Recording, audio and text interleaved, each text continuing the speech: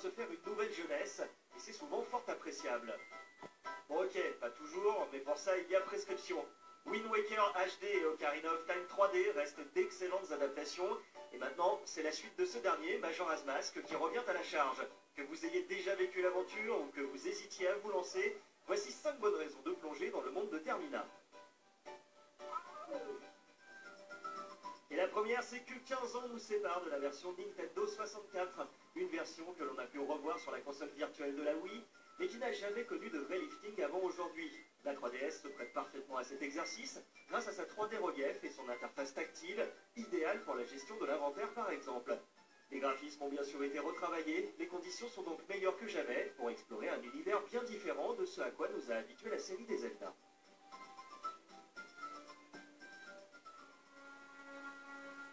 Dès le début, l'ambiance est posée.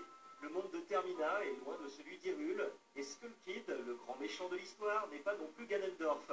Pour la première fois, c'est Eiichi Aonuma qui prend les commandes, et la prise de risque est au rendez-vous. Le thème est grave, la direction artistique lorgne parfois vers des bizarreries presque anxiogènes, rien à voir avec les vertes prairies que vous connaissiez. Ne cherchez pas de princesse à sauver, ici, c'est le monde qui est en danger, et il va falloir agir vite.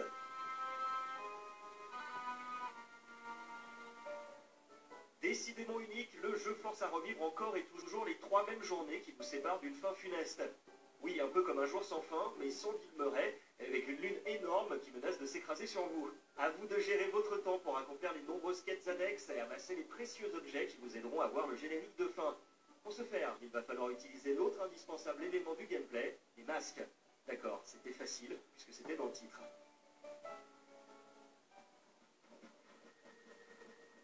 24 masques vous attendent en effet, et contrairement à Ocarina of Time, ils ont cette fois un vrai rôle à jouer. En se transformant en Goron, par exemple, vous frapperez plus fort et vous pourrez rouler sur de longues distances. Les traditionnels donjons et leurs énigmes ont été conçus avec tous ces masques et leur type de gameplay en tête, apportant encore une fois une véritable identité au titre. Pour finir, si ce Majora's Mask sort bien sur 3DS, c'est surtout l'un des titres de lancement de la New 3DS, et une parfaite occasion de profiter de votre nouveau joujou comme il se doit. Attendez de faire bouger la caméra avec votre stick sensitif tout neuf, vous nous en direz des nouvelles.